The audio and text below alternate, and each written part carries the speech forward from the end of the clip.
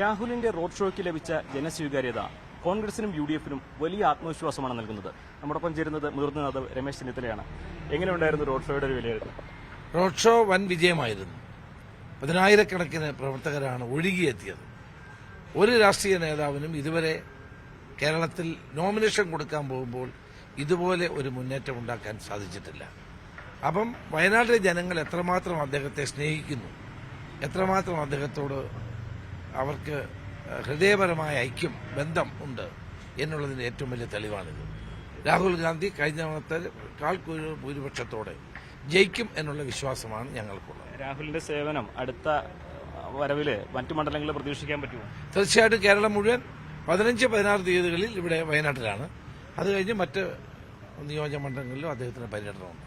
ഈ റോഡ് ഷോയിൽ നിന്ന് ഏറ്റവും ശ്രദ്ധേയമായത് ഒരു പാർട്ടികളെയും കൊടികൾ ആരും ഉപയോഗിച്ചില്ല എന്നുള്ളതാണ്. പകരം രാഹുലിന്റെ മുഖം ഉള്ള പ്ലക്കാർഡുകൾ മാത്രമായിരുന്നു ഉപയോഗിച്ചത്. എന്തുകൊണ്ടാണ് അങ്ങനെ ഒരു? കാരണം രാഹുൽ ഗാന്ധി എന്നുള്ളത് ജനങ്ങളുടെ മനസ്സുകളിലേക്ക് കൂടുതൽ എത്തിക്കുക എന്നുള്ള ലക്ഷ്യത്തോടെയാണ്. എല്ലാവരും പ്ലക്കാർഡ് പിടിച്ച് അദ്ദേഹത്തിന്റെ പടം പിടിച്ചായിരുന്നു. അതൊരു പുതിയ സ്റ്റൈലായിട്ട് കണക്കാക്കിയാൽ മതി.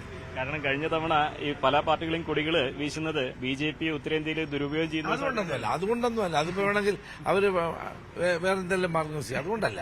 ഇതൊരു പുതിയ സ്റ്റൈലാണ്. ഓരോ തവണയും ഓരോ പുതിയ മാർഗങ്ങൾ കണ്ടെത്തണമല്ലോ. അതുകൊണ്ടാണ് ഇങ്ങനെ രാഹുൽ ഗാന്ധിയുടെ ഫേസ് ഉള്ള പ്ലക്കാർഡുകളുമായിട്ട് ആളുകൾ നിന്നത്. അങ്ങനെ പറഞ്ഞതാണ്. എന്നാലും SDP-യുടെ പിന്തുണ വാഗ്ദാനം ചെയ്തുള്ള നടപടി എന്ത് എഫക്ട് ഉണ്ടാക്കുന്ന? ഞങ്ങൾ അവരോട് പിന്തുണ ചോദിച്ചില്ലല്ലോ. അപ്പൊ ഞങ്ങൾ അവരോട് കഴിഞ്ഞ തവണ നിയമസഭാ തെരഞ്ഞെടുപ്പിൽ അവർക്കായിരുന്നു, LDF-നായിരുന്നു പിന്തുണ. ഞങ്ങൾ അവരോട് പിന്തുണ ചോദിച്ചിട്ടില്ല. ഞങ്ങൾക്ക് അറിയത്തുമില്ല അതിനെപ്പറ്റി. അല്ല, അതിന്റെ പ്രചരണം യു.ഡി.എഫിന് ദോഷം ഉണ്ടാക്കുമോ? അല്ല, ഞങ്ങൾക്ക് അങ്ങനെ അവരുടെ ഇതുവരെ ഞങ്ങൾ തീരുമാനിച്ചിട്ടുമില്ല. അവരുടെ പിന്തുണ സ്വീകരിക്കണമോ എന്ന് പോലും തീരുമാനിച്ചിട്ടില്ല. വളരെ നന്ദി.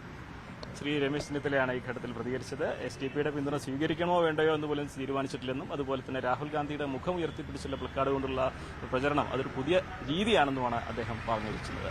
അഖിലോട്ട് പറഞ്ഞപ്പം CVN മോഡ്, ന്യൂസ് 18.